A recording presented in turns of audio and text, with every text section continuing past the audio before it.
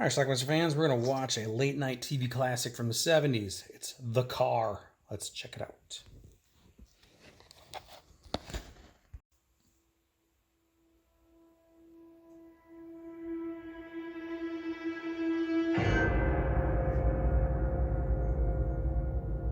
It starts with a couple of kids on bikes and a view from a car's perspective. Here is that car pushing Susie off the edge. The boyfriend's next.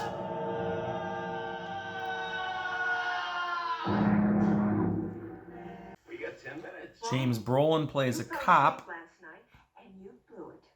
So now suffer, baby. Yeah. Here's R.G. Armstrong, who was beating up his wife. None of your damn business. Now get the hell out of here. All right. A few minutes later, the car missed, so it turns around and comes back. And this time, he doesn't miss. R.G. Armstrong has to explain to the cops what he saw. What about the plane? Lauren is a school teacher. Grade school. Oh, this is sweet. The car appears to be waiting for R.G. Armstrong to come out of a bar, but misses him and hits the sheriff instead. I was crossing the street to go to the club. He came out of the dark. He looked like he was heading right at me. He swerved. I dove. He hit Everett. It was the same guy. He didn't translate everything that she said. There was a witness who saw it.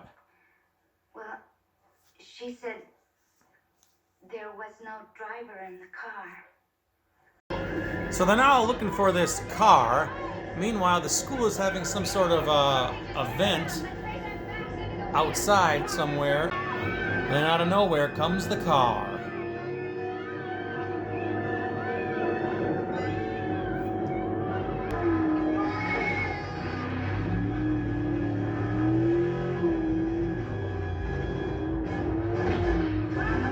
Well, come on, get out of your car, huh?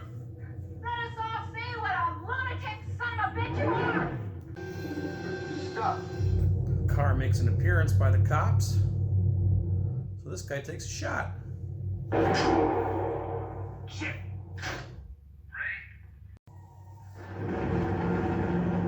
And now he's in trouble. Jesus.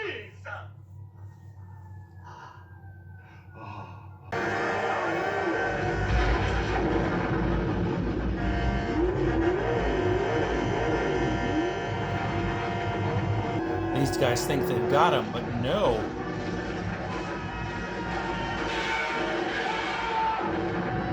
That was unique. James Brolin plays Wade. He finally corners the car. The door opens. And Wade wakes up in the hospital with concussion. So did that really happen? 2 rounds of tires. 1 straight into the windshield. Poor Ray didn't miss. Bulletproof glass? I promise you I won't go out. Tell me what to do, baby. I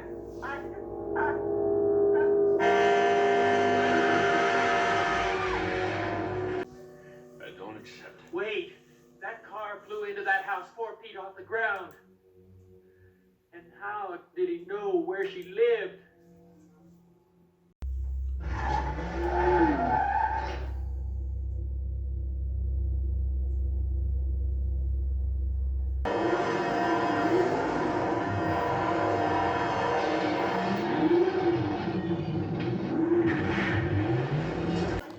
And now the chase is on. He's on his bike. He's leading them out into the country. Or he's leading the car out into the country where they got dynamite.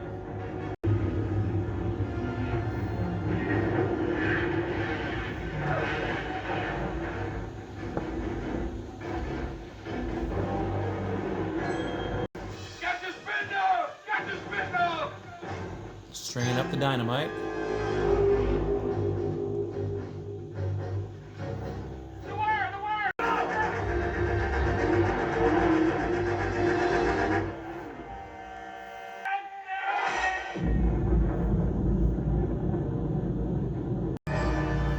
fireball, it looks like they're sending that car back to hell.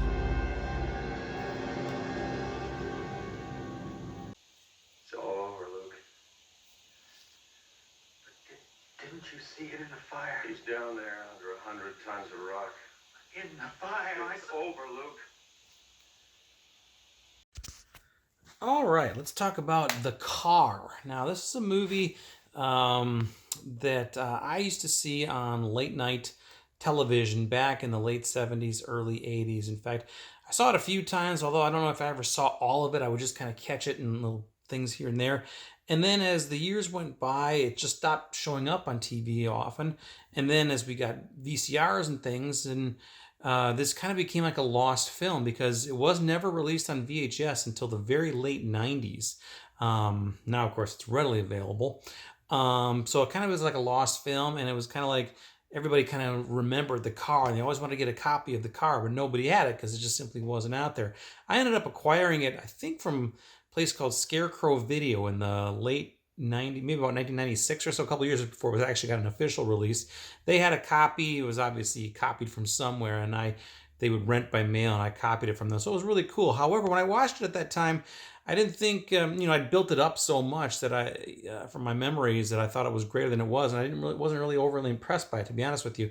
However, I've watched it again now a couple times, and I think I've gone back and forth in this movie. I really enjoyed this movie today when I watched it. I do think it stands the test of time, and it's a pretty good film. So what we got here is basically we have some sort of car that is like, I don't want to say demon possessed, but it's like from hell or something like that. It's driving around the deserts of, I don't know if it's California, New Mexico, Utah, Arizona, wherever the hell they are, running people over, killing them.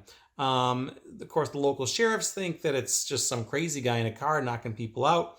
But again, we think this car ultimately is from hell. James Brolin is the star of this movie, and he's the lead cop trying to catch this thing. And ultimately, the cop kills his wife. Actually, I don't know if his wife, his girlfriend, or what it is, but what she was. The car seems to have a mind of its own. It knows where people live. It knows things and stuff. So there's some sort of sentient life in this car. So anyway, they decide they're going to try to lure this thing out in the desert and blow it up with some dynamite. The car confronts James Brolin at his house. He's able to escape it, hop on his motorcycle, and then the car chases him through the desert and everything. And they do kind of corner it. And then at one point it charges at them. They duck out of the way. The car goes over a cliff, and then they blow it up. And then in the big fireball up in the sky, it looks like there's some sort of like monster or devil or something in there. And that's the end of The Car. What evil drives the car? So anyway, that's it. Came out on DVD. Anchor Bay put this thing out maybe in the late 90s, early 2000s. I'm not sure. But yeah, I think it's a cool film. It's probably on Blu-ray now too. I'm not sure. I'll look that up, and if there's a link on Amazon for the Blu-ray, I'll put that one down there. But this is one I think you should definitely check out. It's a fun film. It's rated PG, I'm pretty sure. There's no nudity in it or anything like that. But I like it, and I think it's worthy. Again, it's one of those films that if you saw it as a kid on late night television like I did, it probably stuck with you forever and ever and ever. Everybody seems to remember The Car. So check it out. Leave some comments. Let me know what you think about The Car, and watch it. Bye.